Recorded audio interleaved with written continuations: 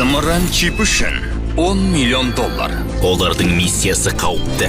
Бірақ микросхеманы қолға түсірген адам бүкіл өмірге қожалық етеді. Олардың технологиясы озық.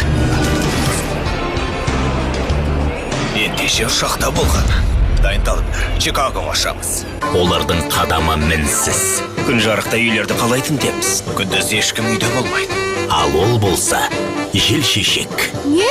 Және үйде жалғыз. Ұрылар жайлы айтқаныма ешкім сенбесе, онда бұл істі өз қолыма аламын. Бүгін Байқаңдар.